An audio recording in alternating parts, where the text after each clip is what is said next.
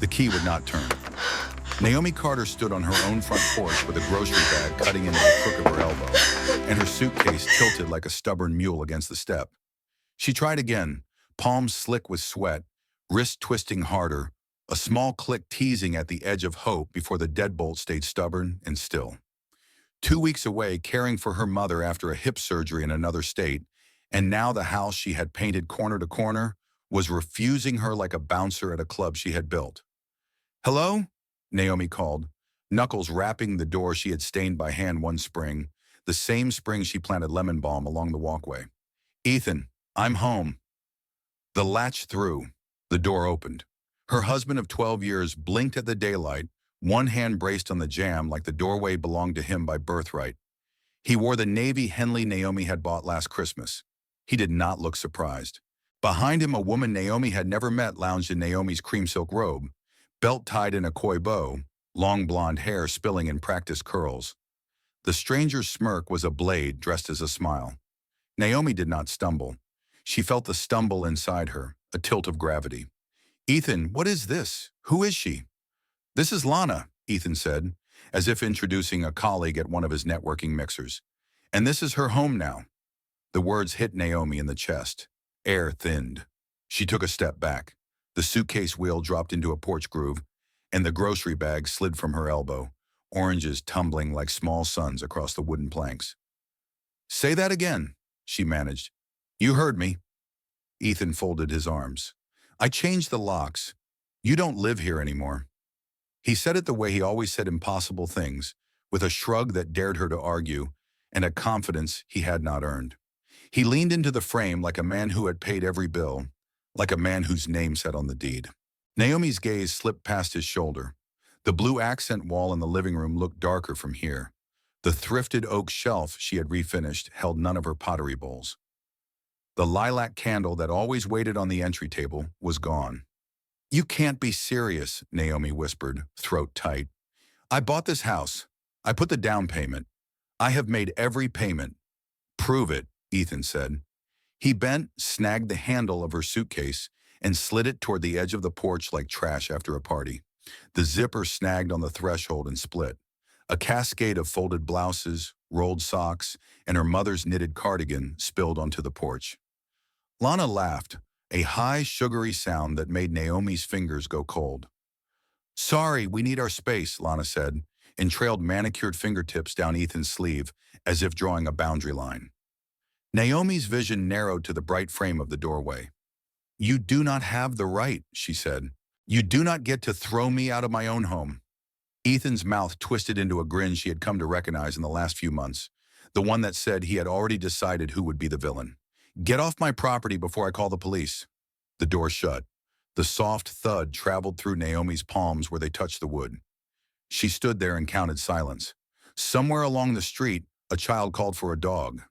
Mrs. Alvarez's wind chimes clinked a thin melody. Curtains lifted in the house across the cul-de-sac. Mrs. Chin's blinds snapped shut when Naomi's head turned. Her cheeks burned, not from shame, from the ridiculousness of it all, from the math that did not math. 12 years of marriage, 5 years in this house, 2 years of payroll and savings and side consulting gigs, juggled while he chased one more pitch deck. Naomi crouched with deliberate care and refolded her clothes back into the broken suitcase. She picked up each orange, set them in the torn grocery bag, then threw the bag in the bin with a force that startled a sparrow on the fence. She did not cry. The tears were there, hot and ready, but they met a wall. Anger built a clean, hard room inside her, and she stepped into it. She rolled the suitcase down the steps, wrestled it into the trunk, and slid into the driver's seat. In her rear view, a flicker in the upstairs window. 2 silhouettes. Ethan's profile she knew by muscle memory. The other figure laughed. Their bedroom. Her bedroom. Naomi started the engine and drove without a destination, hands at 10 and 2 like she had been assigned a test she intended to ace. Her phone vibrated on the console. A text from her best friend, Jaden Nguyen. "How's your mom? You back yet?" Naomi pulled into the fluorescent wash of a gas station, tires crunching over grit. She called. When Jade answered, Naomi's voice finally cracked around the facts. "He changed the locks. He told me I don't live here anymore." What? Jade's voice lifted into outrage so clean it cut. He did what? Where are you? Corner of 5th and Alder. The gas station with the busted M and Mart. Stay put, I'm coming. 15 minutes later, Jade's red SUV swung into the lot like cavalry. Jade climbed out in black leggings and an oversized sweatshirt that read, "Not today," and wrapped Naomi in a hug that smelled like peppermint gum and something citrusy and calm. Get in my car, Jade said, no questions asked. We're getting you a room, then we're going to make a plan. In the hotel room, Jade pushed a bottle of water into Naomi's hand and ordered takeout she knew Naomi would not eat. She listened, jaw tight, as Naomi relayed the porch, the robe, the laughter, the suitcase thrown like a prop in a bad play. Jade's fingers whitened around the remote. He does not get to do this, Jade said. He thinks you'll crumble. He thinks you'll be too tired to fight. Naomi stared at the beige art above the bed, one of those mass-market prints of a tree that could be anywhere. She thought of all the places she had been, weekend flea markets, late nights at her laptop reconciling accounts, Saturday mornings painting the trim with a podcast humming in the background. She thought of the first day they had crossed the threshold of the house and how Ethan had kissed her hair while she held the keys up like a trophy. Sometime around 3 in the morning, the shock that had sat on her chest like a sleeping cat slid off. Something precise took its place. She went still in the way she went still when a project derailed and everyone else on the team panicked. She had not gotten to senior project manager by accident. She knew milestones. She knew documentation. She knew leverage. Naomi woke with the pale wash of dawn on the curtains. She showered. She ate half a bagel because Jade pushed it into her hand and glared. She made a list in block letters in the hotel notepad. Deed, mortgage, bank statements, emails, texts, safety deposit box, contact an attorney, contact HR to take personal days, police escort if needed. At the bank, the vault was cool and smelled faintly of paper and metal. Naomi signed for her safety deposit box and slid it out like a drawer full of proof. Copies of the deed with only her name. The mortgage letter addressed to her alone because Ethan's credit had been in triage after his second restaurant failed. Wire confirmations for the down payment that came from her personal savings accumulated over 3 sacrificing years. Property tax receipts, insurance renewals. She stacked them into a folder while Jade took photos on her phone, then uploaded the images into a shared drive. He has no idea this box exists, Naomi said, a small, grim satisfaction surfacing. Good, Jade said. Let him keep underestimating you. At her office, Naomi asked her boss for personal days. Patricia looked up from her monitor, eyes soft behind the sharp glasses. Take the time you need, Patricia said. Your projects are covered, and if you need references for legal matters, I know people. In her office, Naomi typed, searched, downloaded. She pulled the pre-approval from the lending officer addressed solely to her. She saved the emails where Ethan had pressed her to buy the house under her credit and promised to catch up later once the business takes off. She exported an entire message thread in which he'd thanked her for carrying them through a tight quarter. She backed everything up to cloud and 2 separate encrypted drives out of habit and self-preservation.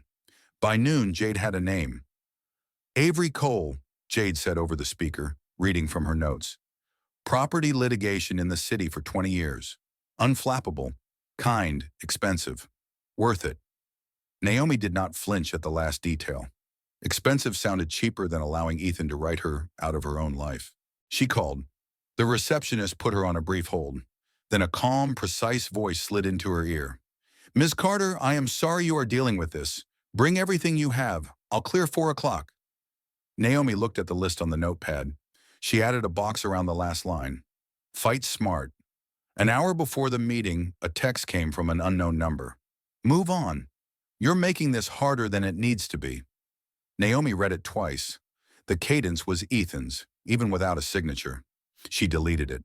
She refused to donate one more reaction to his theater. Avery's office perched on the 15th floor of a glass tower that mirrored the city back at itself. In the conference room, sunlight fell across clean lines in a single ficus. Avery was in his 50s, silver hair, careful eyes that took in the stack of documents before taking in Naomi's face. Start at the beginning, he said. Naomi did. She laid out the story as if it were a project brief.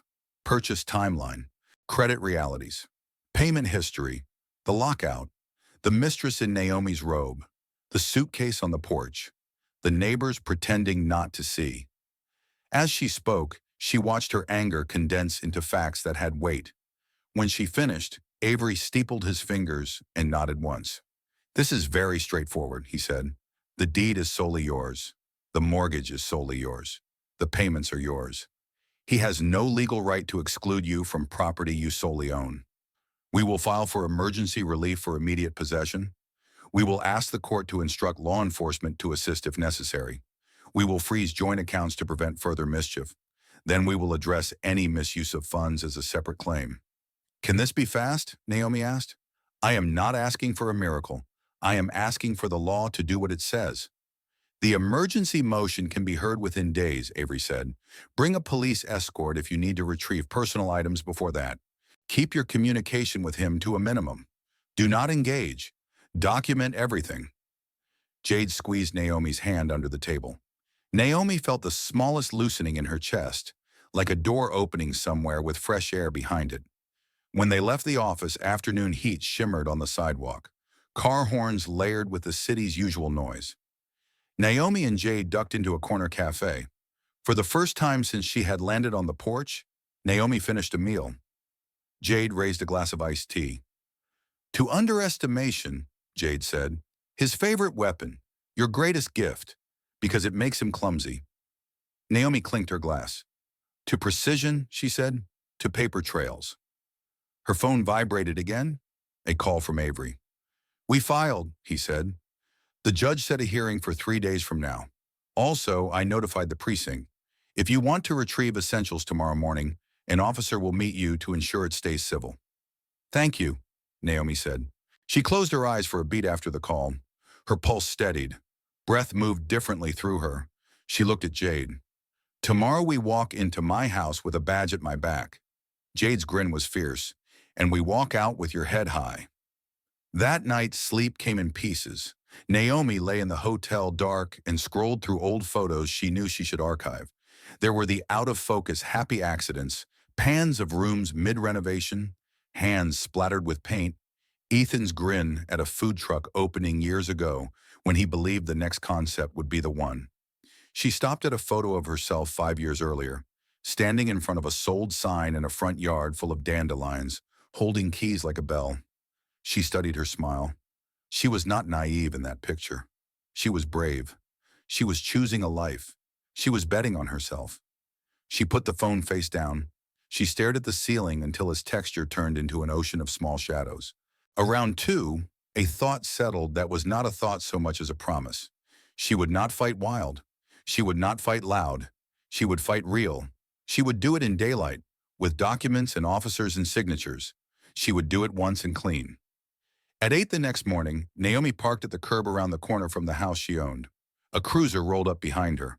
Officer Brooks stepped out, a young woman with a firm stance and a face that looked like it had seen enough nonsense for one lifetime. "Ms. Carter," the officer said, "we'll keep it calm. You're retrieving personal items only until the hearing. If he tries anything, I'll handle it." Naomi walked up the path with Officer Brooks beside her. The rosemary she had planted brushed her jeans and released its peppered scent. She knocked. Footsteps. The door opened. Ethan's face went ruddy and then pale, eyes flicking to the badge. "What is this?" he said. "I am here to collect personal items," Naomi said evenly. "Officer Brooks is here to ensure we are all adults."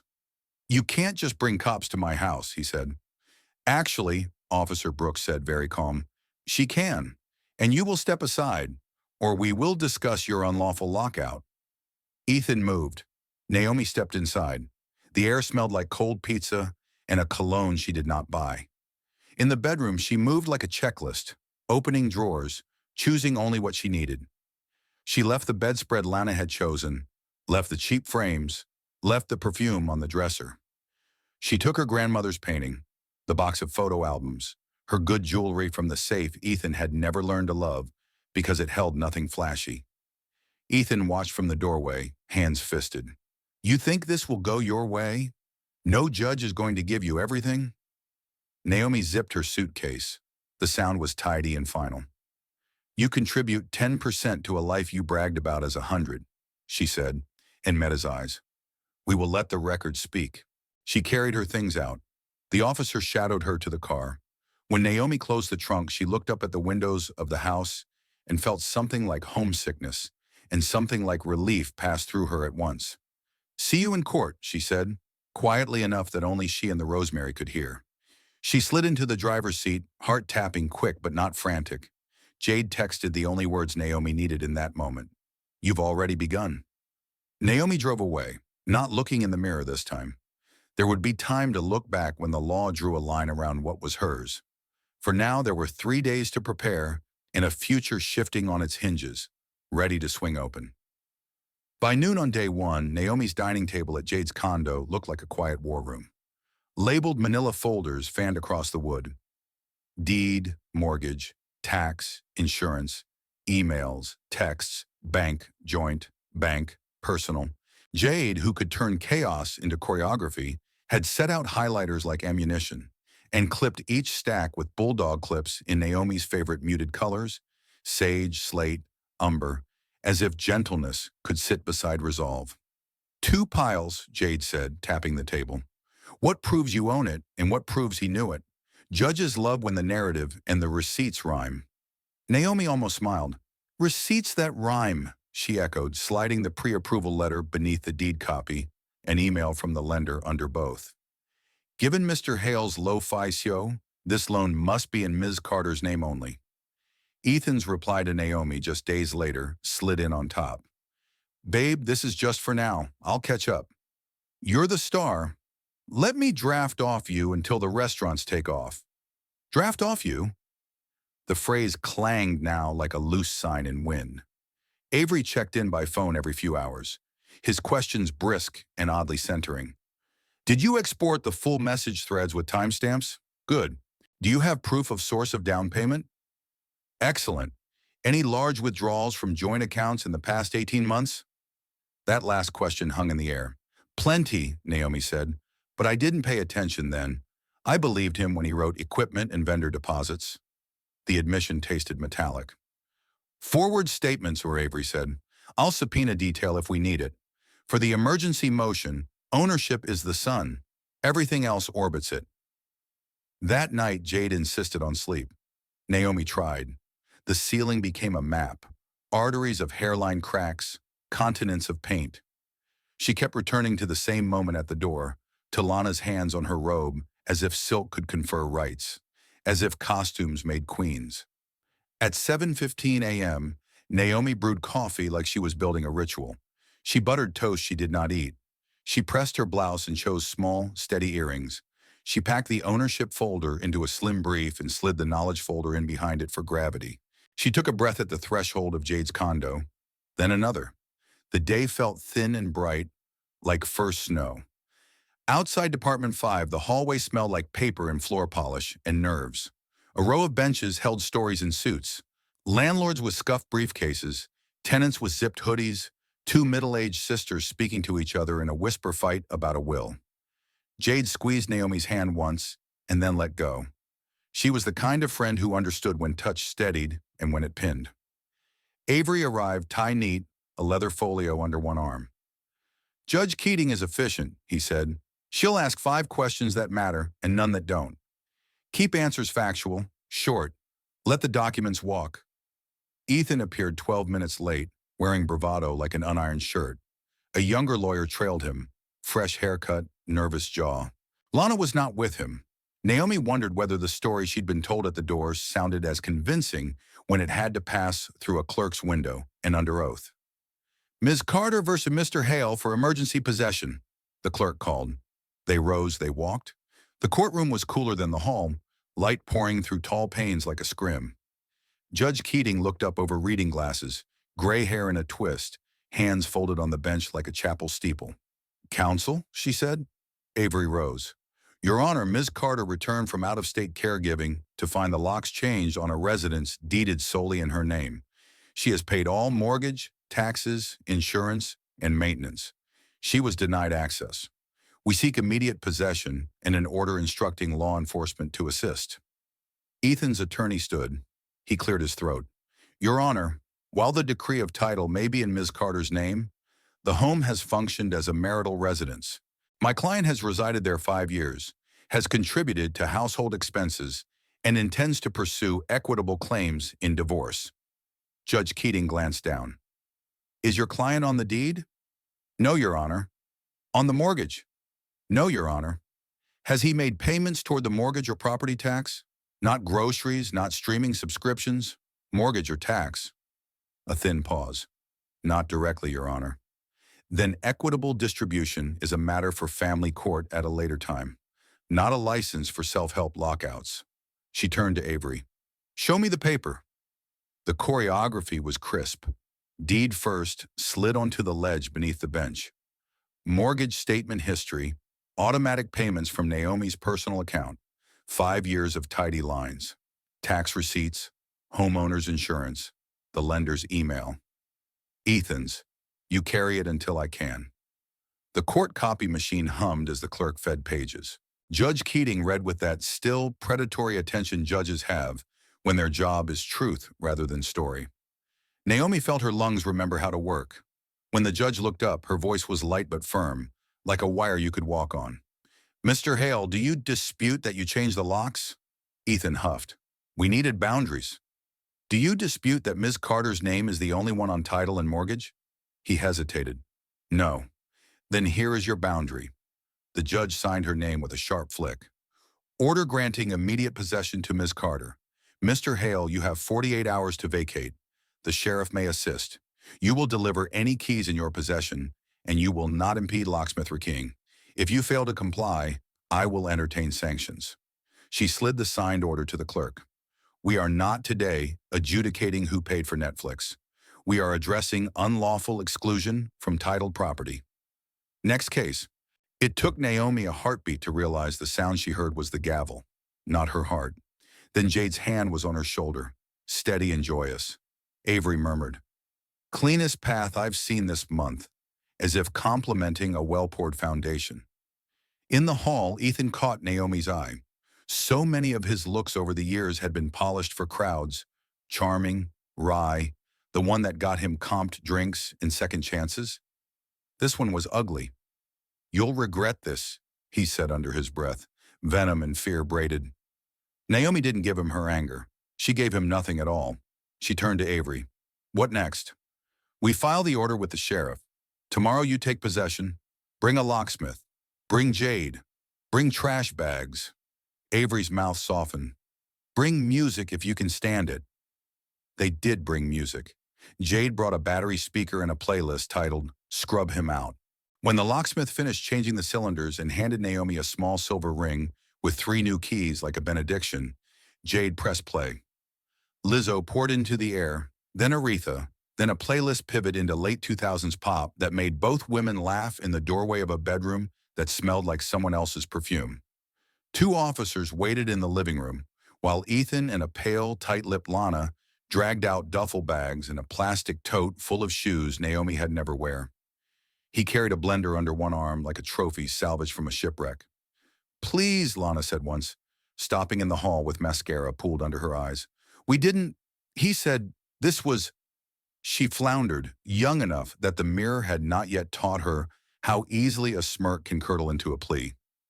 Naomi looked at her, really looked, at the cheap ring, at the hunger for easy stories, at the way Lana's hand had clutched the silk robe like a pass. Compassion pricked and faded. Actions have lawyers, Naomi said. Ask yours about consequences. They left. The door shut behind them with a click that sounded right. What remained looked like the morning after a small, shabby party. Pizza boxes on the coffee table, beer bottles beating, a ring stain on the walnut Naomi had sanded herself. In the sink, a leaning tower of plates crusted with a week of later. Naomi tied her hair into a knot, rolled up her sleeves, and started. Jade fell in beside her like a second set of lungs. They bagged what was beyond saving and boxed what was salvageable.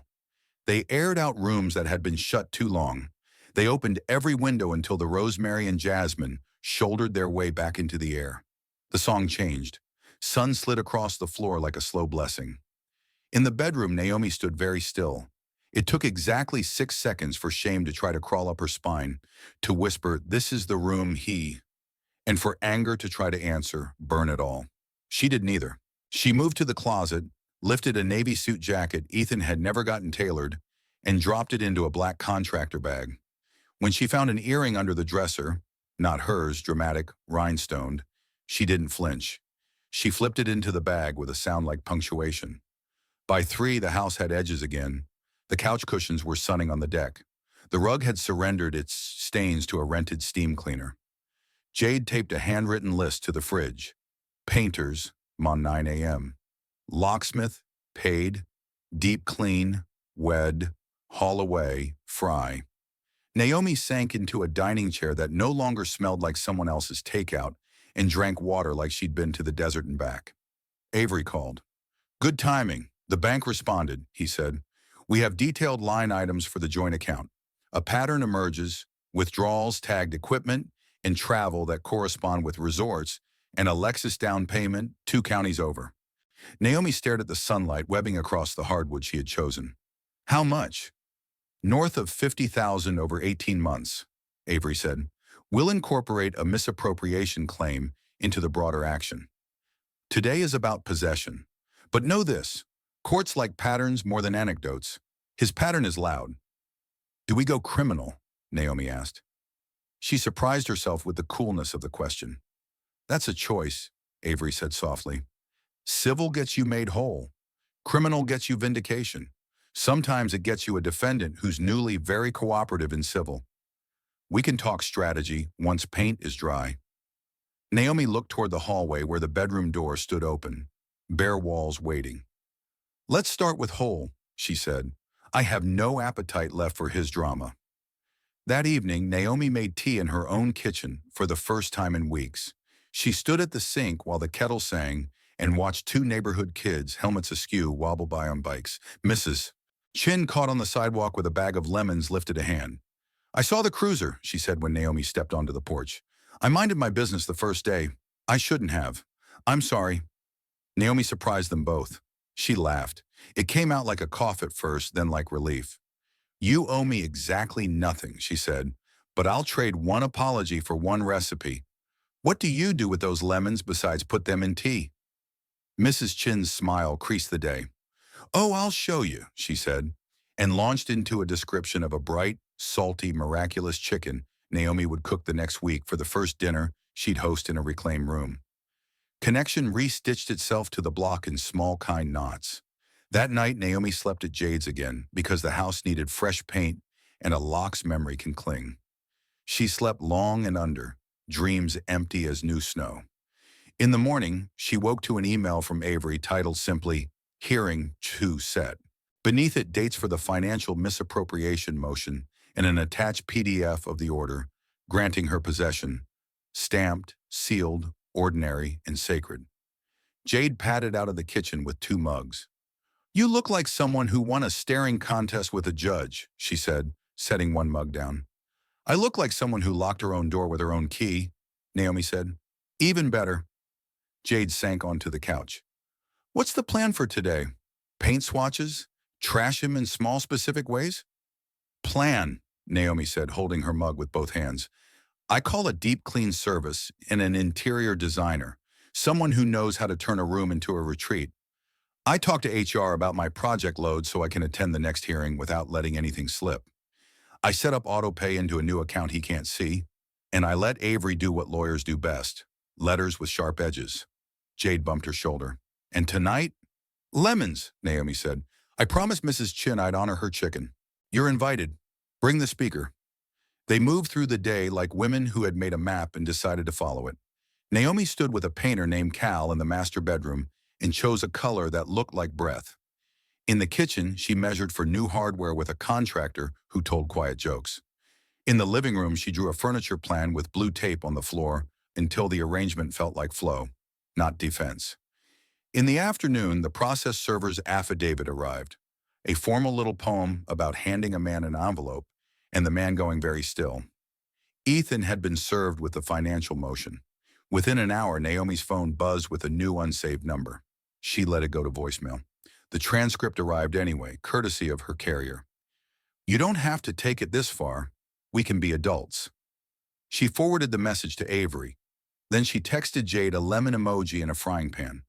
At sunset, jade green turned to gold across the newly scrubbed walls. Naomi's hands smelled like soap and possibility. She stood on her porch, the one she had stained herself, and watched the block wheel through its evening rituals. A kid shouted for 5 more minutes. Someone hosed down a driveway. A mother laughed at something no one else could see. Her phone chimed. "Patricia, her boss, saw your PTO request. Approved. Also, opening for senior director is official. If you want it, it's yours to lose." Naomi stared at the message until her vision softened. Then she typed, "Yes. And thank you," she added. "I'll still hit my deadlines. I'm not dropping any balls, just throwing different ones higher." Patricia's reply came back with a smiling emoji and a blazer. "That's why I trust you with more." Inside, the kettle sang again. Jade's speaker chirped to life. Mrs. Chin's recipe winked from a sticky note by the stove. Naomi set the cast iron on the flame, slicked it with oil, and salted the chicken until each piece looked armored in light. When the lemons hit heat, the kitchen filled with a smell like sun and courage. Later, as they ate at the cleared table with the windows open to a lavender evening, Jade lifted her glass. "To the click of the right key," she said. "To the click," Naomi said. She took a bite. It was bright and tender and shockingly simple, like good law and a clean decision. After Jade left, Naomi did one last walkthrough. She paused at the doorway of the bedroom and spoke aloud to the empty air, to the painted walls, to the woman who had stood outside a locked door and decided that was not the end of the story. "We're not done," she said. "We're just getting exact." Somewhere beyond the block, Ethan was learning the sound a gavel makes when it lands on a life. In here, the only sounds were the faint hum of the refrigerator, the tick of cooling metal, and as Naomi turned out the lights and set her new keys on the entry table, the soft, satisfied click of home. Morning light reached across the new sage walls like the palm of a friend. Naomi woke before her alarm, already in motion. She brewed coffee, set out 2 mugs, and opened her laptop at the dining table that had become a command center. Files were labeled with quiet arrogance now because the facts justified it. Deed, mortgage, taxes, insurance, and a fat new folder called Evidence of Misuse. Avery had warned her that the second hearing would be different. Possession had been simple because the law was bright. Money was murkier. Judges wanted precision. They wanted patterns and intent rather than outrage. So Naomi built patterns out of months of withdrawals and receipts, pairing them like dance partners who could not deny they knew each other. A hotel charge in Miami 3 days after a withdrawal labeled equipment. A designer boutique ledger on the same day as a transfer marked the client dinner. A down payment at a dealership that sold late model imports in a different county just 5 hours after a joint account debit, stamped vendor deposit. Dates aligned, times aligned. Naomi created a timeline with exactness that would have pleased any auditor. Jade arrived with fresh muffins and a grin that suggested she had slept well on Naomi's behalf. She set the bag down and scanned the timeline, her brows lifting as her finger traveled the dates. "This sings," she said, "and not as a lullaby. He will hear it in his wallet." They spent an hour staging exhibits into page protectors and tabs. It felt like setting a table before a true guest arrived. Naomi ran a final check on her folder of screenshots, each one time-stamped, each matched with bank entries that showed who was feeding whom. She rehearsed 2 sentences in her head. "I am not here to relive my marriage. I am here to account for the money that left." At 10, the phone rang. "Avery, the motion is at 2 tomorrow," he said. "Judge Keating again. She will ask about intent. Keep your answers about conduct. Leave character to the whispers in the hall." Naomi smiled despite herself. "Thank you for knowing exactly how to say things," she said. That afternoon, the deep cleaners arrived. 2 women named Paris and Elle wore rubber gloves and purposeful faces. They moved through rooms like quiet weather, making things new without asking for stories. Naomi put on a playlist of old soul and tidy pop. She taught herself how to silence her phone except for Avery and Jade. She put a batch of lemon slices in water, a new holy habit. Work still mattered. Between calls, Naomi reviewed a roadmap for a software rollout scheduled in 6 weeks. She toggled between a Gantt chart and a sink full of new dishware and felt the odd pleasure of both tasks. Control was returning to her life like a tide. Near sunset, the doorbell rang. Naomi wiped her hands on a towel and found Officer Brooks on the porch. Not in uniform, but with the same steady eyes. She held out a small padded envelope. "I was off duty near the clerk's office," she said.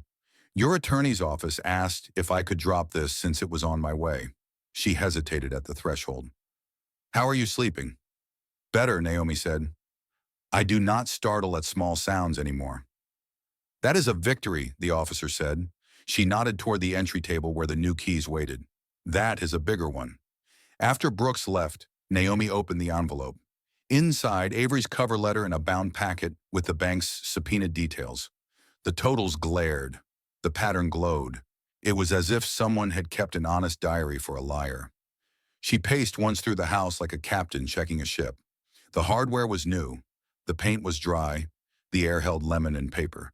She sat and breathed until the quick energy settled into the kind that lasts. The next day, the courthouse felt familiar.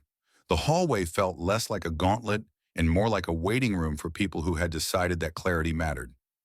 Ethan arrived early this time with the same young attorney and no Lana. He looked smaller. It was not the suit. It was a hollowness where performance used to hum. Avery greeted Naomi with a brief nod and a half smile. "You are prepared," he said, which was not a question. When the clerk called their case, the cool air of the courtroom pressed against Naomi's skin like a promise. "We are here on plaintiff's motion for misappropriation of marital funds," Judge Keating said. "Counsel, proceed." Avery stood. He did not rage. He did not decorate. He placed the bound timeline on the ledge and said, "Over 18 months, funds left a joint account under business labels. Bank records and third-party confirmations show those funds paid for vacations, a car registered to a third party, jewelry, and an apartment lease. My client contributed the bulk of deposits into that joint account during that period. We asked for restitution and fees." Ethan's attorney made a careful sound that wanted to be a scoff and settled for a cough. "Your Honor, couples spend money in ways that are not always romantic," he said. "The account was joint. There is no written agreement that labels those funds as exclusively hers." "Joint does not license fraud," Avery said without turning. "Labels like equipment do not purchase beach cabanas. We have the cabana invoices." Judge Keating lifted a sheet, read, and then looked at Ethan. "Mr. Hale, who wrote the notations on the withdrawals labeled equipment and vendor deposits." Ethan hesitated, then shrugged. "I did." "Were those funds used for equipment and vendor deposits?" "No." "Where did they go?" He stared at a spot on the table that had clearly absorbed too many stories. Travel, a car, rent. Rent for whom? He said nothing. The judge regarded him with a patience that felt like a mirror.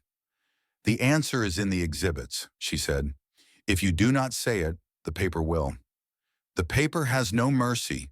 Ethan's voice was thin when it came. "For someone I was seeing, it was a personal matter." "Personal becomes legal when money moves," the judge said. She turned to Naomi. "Ms. Carter, what relief do you seek?" "Restitution of those amounts," Naomi said. "Reimbursement of my legal fees. A quit claim to formalize any interest he imagines he has. And an order that prohibits direct contact. I am not interested in shared narratives. I am interested in closure." There was no tremor in her voice. Naomi felt it herself and allowed the private satisfaction to bloom. Avery added 2 clean requests. Garnishment if payments fail. A requirement that all communication go through counsel only. Ethan's attorney asked for leniency. He said hardship and embarrassment and learning. And the judge let him say those words into the air until they sounded like excuses that had put on a suit. The order came in measured language that felt like a song written to protect a person who had done the work. Restitution over 2 years with a schedule detailed enough to calm a banker. Attorney's fees within 60 days. A signed quit claim within a week. No contact provision with teeth. Garnishment upon any missed payment. The judge set the pen down and finally looked over her glasses at Ethan. "Your choices have legal consequences," she said. You are not being punished for heartbreak. You are being required to make your partner whole. If you cannot hear the difference, your future will be louder than this courtroom. The gavel sounded again like a door finding its frame. Naomi did not look at Ethan on her way out. The hallway outside was bright and noisy and ordinary. Jade exhaled shakily and laughed. Your calm is terrifying, she whispered. You look like a surgeon who just removed a lie from a wallet. They ate lunch at a place with a chalkboard menu and house lemonade. Naomi tasted everything. Her phone vibrated and she found a text from Patricia that said simply, "You free later? I have an update." Naomi smiled into her glass. The life she had saved had not paused for her pain. It had waited. That evening, Naomi went home through the long way so she could drive past the river. She parked and walked to the small footbridge that arced over slow water. Couples strolled. A father steadied a toddler on a scooter. Naomi leaned on the railing and watched a raft of ducks stitch the surface apart and then back together. This is not triumph, she told herself. This is balance restored. Back at the house, she stripped the bed, pulled the last cheap sheet into a bag for donation, and replaced it with crisp linen that smelled like sun. She lit a candle that did not apologize for the past. She took her first long bath since coming home and let the heat pull a quiet from places that had been on alert for too long. When she climbed into the new bed, she fell asleep inside of 3 breaths and did not wake until the soft insistence of morning. Days started to find a new rhythm. Painters finished. Crown molding went up. A carpenter repaired a dent in the banister that had been there since move-in day and made the rail feel like a sentence that had finally found its verb. Naomi answered emails in the mornings, walked site leads through updates in the afternoons, and met with Avery twice to sign the formal settlement papers. Ethan's first payment arrived on time and smaller than Naomi wanted, but larger than she expected. It landed with a thud in the new account she had opened, with only her name on it. On a Saturday, Jade dragged Naomi to an art gallery opening because joy needs practice. The space was white and patient. Paintings hung like pauses. A man stood beside an installation of reclaimed wood that had clearly once been a boat. He was tall, with soft eyes and hands that looked like they knew how to hold a plan. He introduced himself as Marco. He asked Naomi what she did and did not blink when she told him. A senior director in tech, he said. That is a lot of weather to steer. They spoke about the maps parks need and the maps software projects need and why people like to walk in circles when they are healing. He asked for a coffee in a voice without push. Naomi surprised herself by saying yes and by meaning it. After coffee, she returned home to the scent of new floors and the sight of her own books on her own shelves. She arranged a small party for the following week to baptize the new living room with laughter. Mrs. Chin came with lemon bars that deserved an award. Jade came with a playlist and a bottle in a brown bag that turned out to be far better than it looked. Colleagues from work arrived and stood in the foyer, marveling at the ease of the space. Naomi made a short toast that did not mention Ethan and did not need to. To first doors and second chances, she said. To the sound of your own key. To staying when it is right and leaving when it is time. Her guests raised glasses. The room answered with a very old sound that humans make when they agree with one another about what matters. Late that night, Naomi stood alone in the kitchen and opened the window. The air moved through the screen like a clean sentence. Her phone buzzed once with a new number that left a message that said, "I hope you are happy now because my life is ruined." She blocked it without hate. She washed 2 wine glasses and set them to dry without ceremony. She went to bed and dreamed not of courtrooms, but of the river and of bridges that held. In the morning, she ran her old loop through the neighborhood and past the little park with the climbing turtle. Near the corner, a for rent sign had been nailed crooked to a post outside a pale apartment building Naomi recognized by the balcony that had held a string of cheap twinkle lights. She did not slow. She nodded once to the universe and kept her pace. She was not looking away anymore.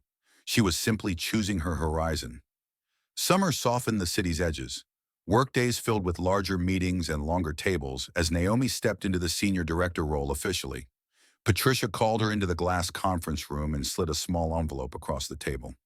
Inside was a new badge and an offer letter with a number Naomi had once written on a notepad as a dare to herself. She signed it with a pen that felt heavier than usual. That afternoon, she called her mother. The older woman's voice, still warm and a little breathless from the garden, rose with delight when Naomi told her.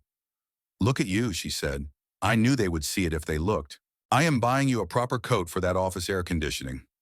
Naomi laughed and then promised to visit soon. They talked about roses and recipes and which weekend would be best for her mother to see the new paint.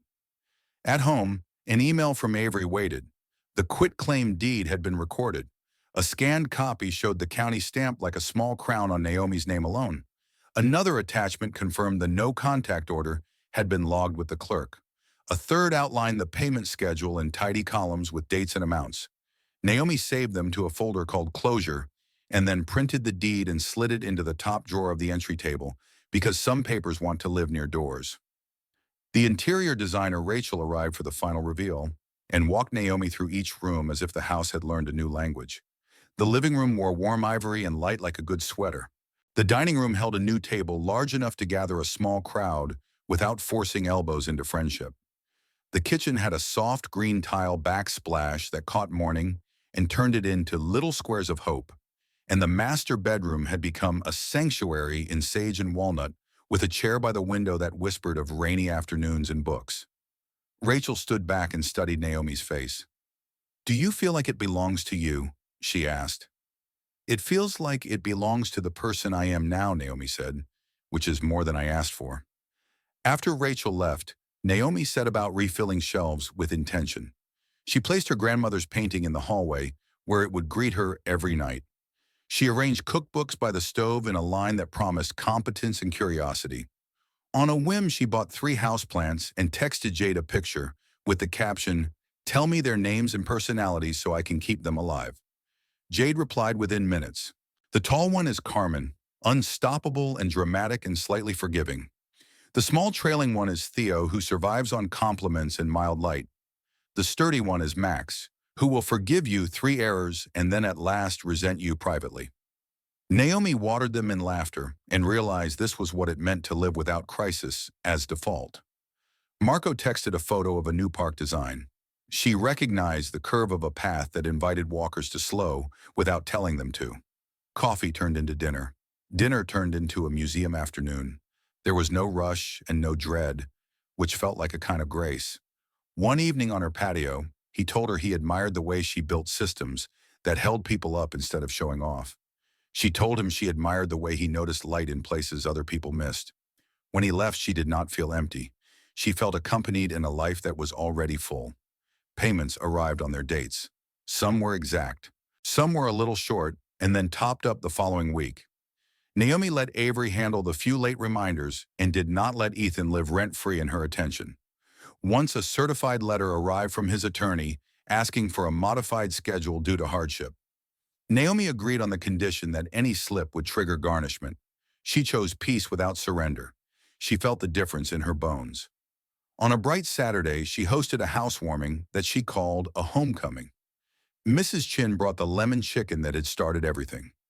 Jade arrived early with flowers and stayed late with stories. Colleagues from the office wandered through rooms and touched the smooth door frames like pilgrims. Naomi's mother sat in the best chair and told Marco 2 quiet, funny stories about Naomi as a child, like the time she insisted on writing her name on the neighbor kid's toy broom with tape and a marker until the housekeeper taught her how to share properly. Naomi made a toast that was not long and did not tremble. She said thank you more than once. She said the word help as a verb she was no longer afraid of. She did not mention Ethan or courtrooms or tears. She did not need to. Everyone in the room already knew, and no one needed the old plot to enjoy the new one. Later, she stood at the sink and looked out at the garden that had survived a neglectful season. Lavender hummed with bees. The jasmine was a little arrogant and wonderful. The roses were valiantly themselves. She felt a sudden tenderness for the woman who had stood on this porch counting neighbor curtains. She wanted to tell that woman about this night. She wanted to say, hold on. It gets specific and it gets better. Weeks became months. Naomi traveled for work twice and came back to find Carmen leaning toward the window and Theo thriving under compliments left on sticky notes. She ran by the river. She learned the names of the toddlers on her block. She cooked lemon chicken when days were hard and pasta with peas and mint when days were soft. She donated the last box of Ethan's awkward remnants to a community center without ceremony. She wrote her full name on the new mailbox in neat letters and took a picture of it because sometimes dignity starts with typography. On a quiet evening in early autumn, her phone lit with an unknown number. She let it go to voicemail and then read the transcript. It was Ethan, recorded like a confession with the wrong audience. "I was wrong," it said. "I am sorry. I do not know how to do this. I do not know who I am without being angry." Naomi exhaled and felt a real and surprising mercy. She blocked the number to honor the order and then whispered into her kitchen, where no one was grading her for compassion. "I hope you find a map." A week later, Marco invited her to a small ceremony at a park opening. Children ran through a new fountain. Older men played chess beneath a pergola. A plaque near the entrance listed donors and a brief design note. He pointed to a sentence about curves that welcome and corners that protect. "I like that," Naomi said. "It sounds like a house reclaimed." When she got home, she found an envelope on the mat, stamped by the county. Inside was a property tax notice, and for the first time in years, the number did not startle her. She set up autopay, filed the letter in the drawer with the deed, and felt oddly proud of a bill. In early winter, she took her mother to see snow in the mountains and laughed at the way they both walked like penguins on the ice. They talked about holidays and plans and how to choose joy without pretending the hard parts never happened. On the drive home, Naomi thought about the strange math of her year. Pain had been real.